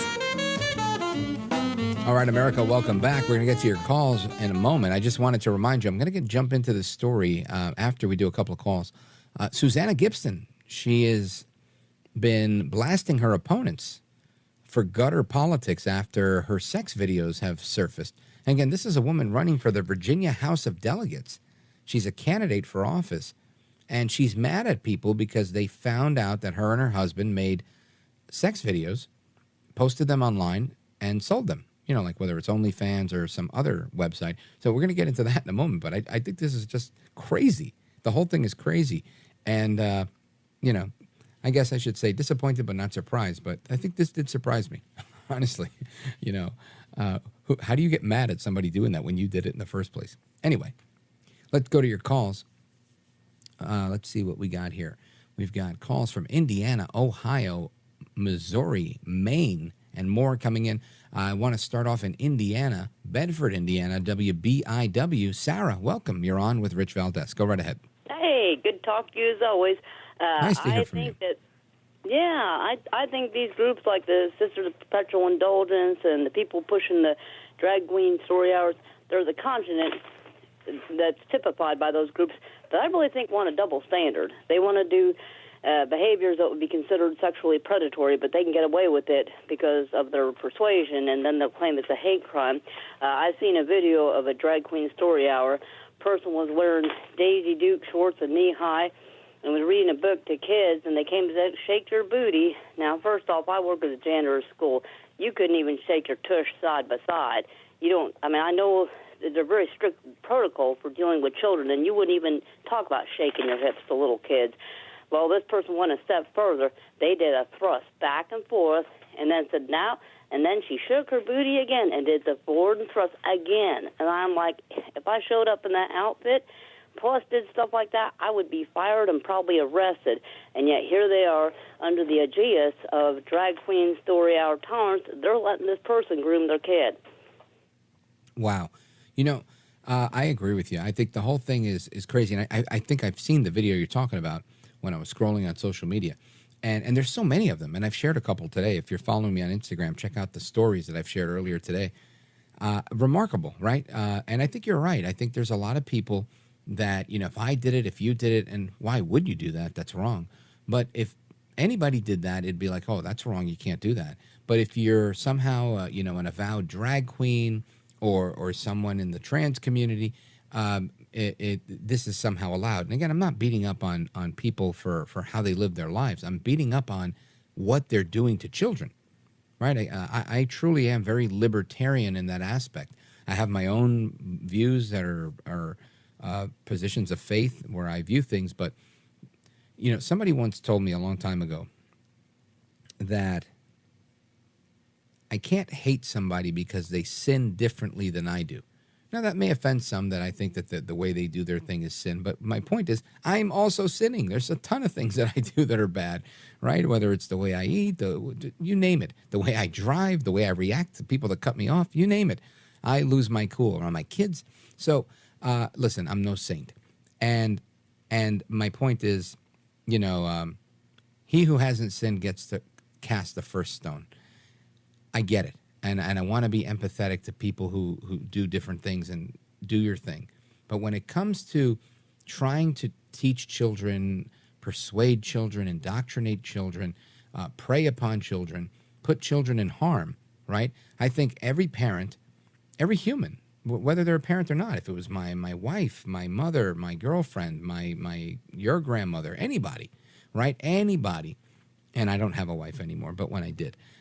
If that were the case, and they were walking by and saw this guy, the Sister of Perpetual Indulgence, in his car doing his thing, butt naked, with his leg hanging out the door and his other leg up on the dashboard and just having a show for everybody, this can't be defended, right? Nobody should have to endure that. That may make many people, men and women alike, uncomfortable. No, I'm sure there's other people that stop and throw $1 at him and say, hey, great job. Thanks, pal. Appreciate the show. You know, I'm sure there's other people that be like, hey, need a hand? You know, I'm sure there's all sorts of people. But the bottom line is, just because there might be some that are in favor of that behavior doesn't mean you're allowed to do it. And that's why we have laws against lewd behavior and public indecency and whatnot. So it makes all the sense in the world to me that people are outraged. And what you're saying makes all the sense in the world, too, that, you know, somehow because you're part of a drag group or whatever the case is, that you're going to try and capitalize on this and to say, hey, this is what I'm doing to, you know, as a way to heal the community or whatever. You've got to be kidding me. You're a sicko and you were doing sick things. Sarah, thank you for your call. I appreciate it. Big shout out to everybody in Bedford, Indiana, WBIW. Let us continue. Let's see. Where do we go here? Let us go to, we got two Marks. Let's go to Mark in Cleveland, Ohio, WNIR. Go right ahead. This is the second time I've talked to you, and I think your show is great. Thank you, sir. I appreciate that. You know,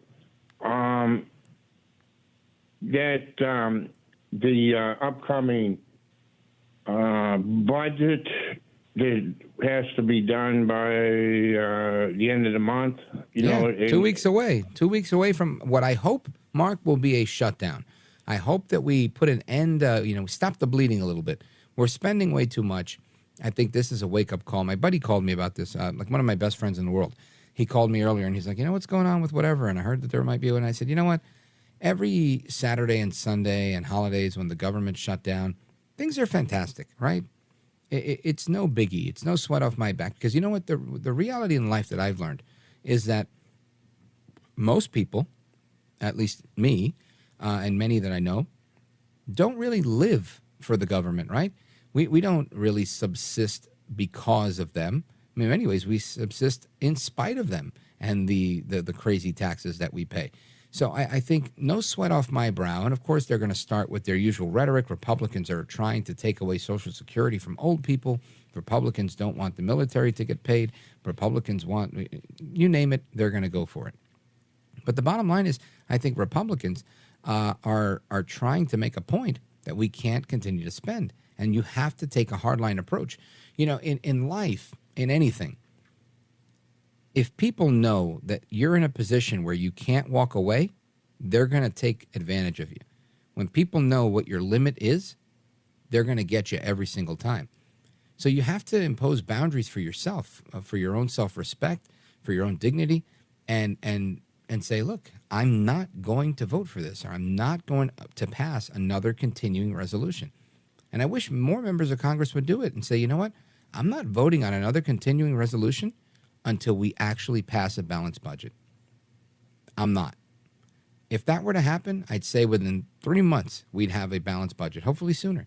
Just imagine what kind of holiday that would be, right? 3 months of no government. I'm sure some people would pay a little bit of a price. And, they would claim it's chaos and no funding for this and nobody there. And what happens when you call the IRS and nobody's there and you can't go to a national park or whatever the case is? I realize that there will be some implications. But nothing, in my opinion, that is worse than not balancing our federal budget. And I hope the Republicans have the backbone to say, you know what? I was elected to do a job and I'm going to do it. And doing this might cost me my election, because the media is going to beat me up, but hopefully we get to where it goes. And again, this was part of my criticism early on when Matt Gaetz and others were, and again, it wasn't a criticism, it was more an observation, where I said, we have to be careful what we're doing, because I understood why they were doing what they were doing, but we also had to take the win, right? And you got to take the win when you get it. I don't believe a continuing resolution is a win. I do believe that what those guys did was they were negotiating. And I felt like at the early onset of it that it might have been for naught, and that it might have given the Democrats more leverage than they needed to have. But at the end of the day, we weakened the power of the office of Speaker so that they don't wield this kind of unilateral power. And at the same time, we were able to get to a place where they can hold the leader accountable. So I like McCarthy, and I think he does a good job balancing between moderates and conservatives, because I do believe you have to govern. But at the same time, I believe governing has to be done fairly and righteously and earnestly. And if we're not doing right by the budget, we're not doing right by the people. That's my bottom line. Mark? Yeah, I agree with you totally, except that we have to, for the elderly, the retired, people that depend on their Social Security or whatever, we have to. The thing about the government is they go into their sessions and they have these Republican or Democrat disagreements, and then they're trying to work it out and all this stuff when they're in session. And I don't know, I would like to know how many of them are how often. It doesn't seem to me like they half the time they're in Washington. Right, like do they actually go back to their district, I think is what you're saying. And I agree with you. I think everybody needs to spend time in their district. But the bottom line is nobody's Social Security is going to stop as a result of a government shutdown. That's the bottom line. In order for them to really do that, it would be because Biden is actually going an extra step to have that suspended. That's not something that's going to happen in a government shutdown. So no sweat off my brow. I don't think any senior citizens or folks that are on SSI, SSD, or the Social Security payments, they're not going to miss them. And this has been a consistent lie of theirs, because I believe they'll make good on it. I believe that they'll say, that Biden will take the extra step to make sure he can stop absolutely everything he can to make sure people are hurt in the process. Anyway, I appreciate it, Mark. I'm going to take a quick pause right here. We're going to come right back to the rest of your calls in Atlanta, Missouri, and Maine, and others that I see coming in from, looks like, Pennsylvania. More to come straight ahead. I'm Rich Valdez. This is America at Night with Rich Valdez. Call now, 833-4-VALDEZ. That's 833-482-5337. 833-4-VALDEZ. That's Valdez with an S.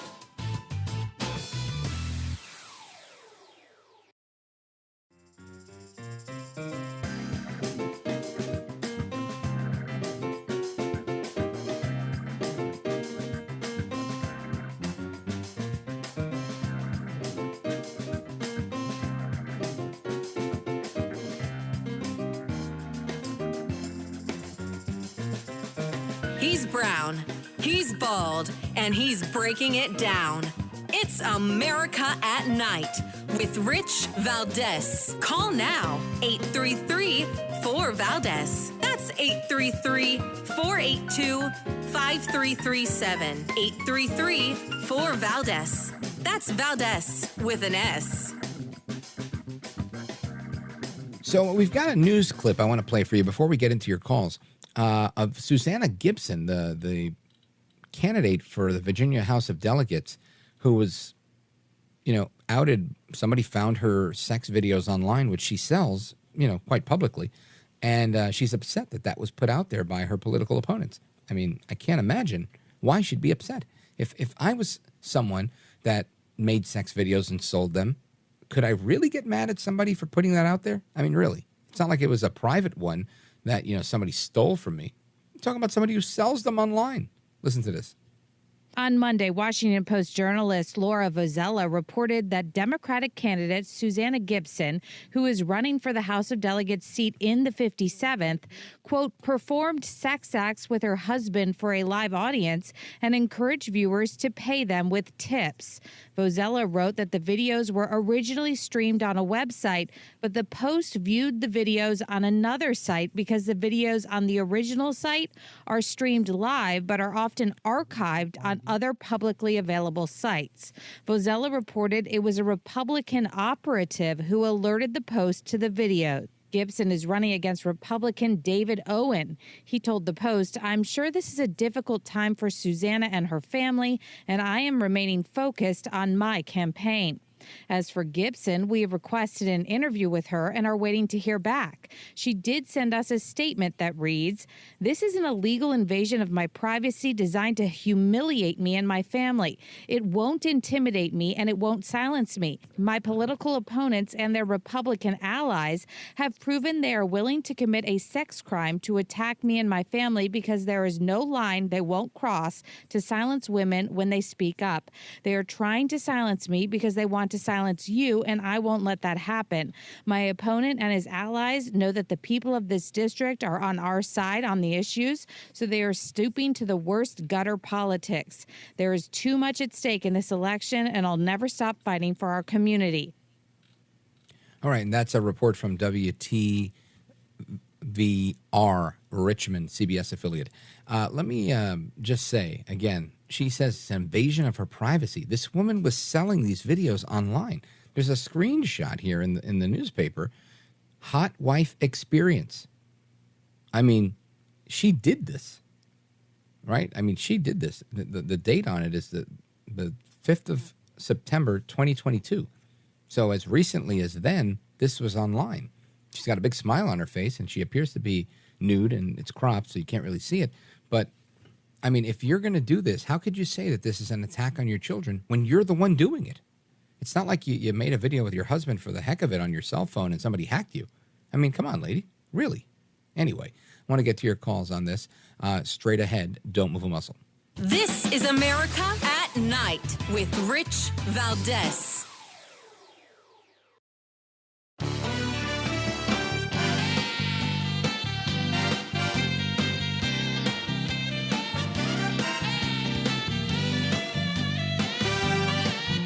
This is America at Night with Rich Valdez. All right, it's the speed round. Keep it to one sentence, and we're going to keep it moving. Let's go to Sam, calling from Pittsburgh, KDKA. Go right ahead. Hey, thoughts on, just wanted to make a comment on your thoughts on banning drag shows because it sexualizes children and it poses a possibility of grooming. Thoughts on banning Catholic churches? Yeah, I don't get the similarity. Well, because there's actual proof of them grooming and raping kids. Right. Well, this is obviously a concern that people have in the Catholic Church, but parents make that choice to go there, just like parents make the choice to go to drag shows. I think the issue with drag shows that we've seen has been drag shows that are sanctioned by the government, whether it's a drag show coming into a public library that's taxpayer funded or coming into a kindergarten classroom or being on a military base or whatever the case is. It's the government's endorsement of drag shows that needs to be stopped, number one. Number two, I think if you're taking your kid to a drag show, that's on you. The question then becomes, we have ratings on films where we don't allow kids to come. Then why are we, exposing them to some of that same type of content? Now, the possibility of a kid getting hit by a car or a kid getting raped by a priest is a possibility if they're an altar boy, if they're involved. But if you're just attending church on Sunday, I doubt that's going to happen. But thanks for the call. I appreciate it. Let's go to Lowell in Atlanta, WGKA. Very quickly. Go right ahead. Yes, sir. Great show. I have two things. One is Yung Chang, Wild Swan. She survived the Communist Revolution. Second thing is Yuri Bezmenov, cultural subversion. He's a Russian agent who talked about how the Russians use cultural subversion to destroy another culture. Yeah, well, I did a whole show on that, on Yuri Bezmenov and a lot of his admonitions from back before he died. And you're right. That's exactly how they do it. And the guy was terrific. He ended up exiled in Canada. I wish there were more like him. And maybe we'll play that again, maybe tomorrow night if we can. Thank you, Lowell. I appreciate it. Let's go to, no, can't go to anybody. I'm sorry. Allison, I owe you. Eric, I owe you. Mark, I owe you. Please call back tomorrow. We'll put you to the front of the line, I promise. Tried to get to as many as I could tonight, and I apologize. Take care. Good night. God bless. Hasta la próxima. Until the next time, we're going to do it all again tomorrow. Big shout out to KLIF in Dallas, Texas, and the rest of the stations you guys are calling from. Don't go anywhere. There's another great show coming up after me, so don't move a muscle.